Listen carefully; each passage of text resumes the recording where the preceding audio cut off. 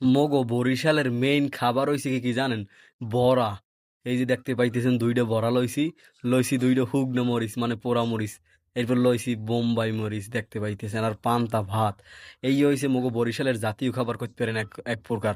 ঠিক আছে, মগো বরিশালে মানুষের আপনি মাছ গোস্ত পোলাও দেবেন, হেইতে যতটুকু খুশি হবে। হেয়ার সে আপনি যদি এই রকমের এক গাবলা ভাত, যদি কয়টা বড়া আর এরকম পোড়া মরিচ আর এই বোম্বাই মরিচ দিতে পারেন কোনো ভাইবে, দেখবেন যে ঈদের নান খুশি হইছে। ঠিক মুইও এই রোমের এই খাওন পাইয়া যে কি খুশি হইছি রে ভাই, মাশাল্লাহ। মানে কি কমু, এই যে তাহার তো মানে আর তরে সইতে আছে না।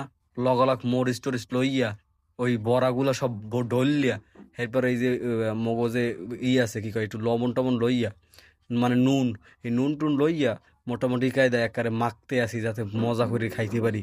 ঠিক আছে, তবে একটা ব্যাপার যেটা, এইটা কিন্তু সত্যি সুস্বাদু খাবার। এইটা যদি কেউ না খাইয়ে থাকেন তাহলে অবশ্যই একবার চেষ্টা করবেন ট্রাই করার জন্য। এইটা আপনাদেরকে বইলে রাখলাম। আর যদি ট্রাই করার জন্য জায়গা না পান তাহলে মুখ বাড়ি আইয়েন। এরপরে লইলাম একটু বোম্বাই মরিচ, কারণ সব দিয়ে কিন্তু একটা টেস্ট ও লইতে হবে।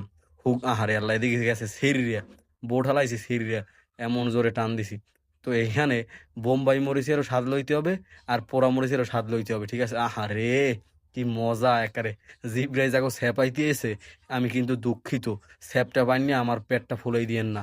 তবে খাবারটা কিন্তু খুবই মজাদার। আর বেশি দেখামু না, পরে সমস্যা হয়ে যাবে। তো ভালো লাগলে ভিডিওটা অবশ্যই লাইক দিয়েন।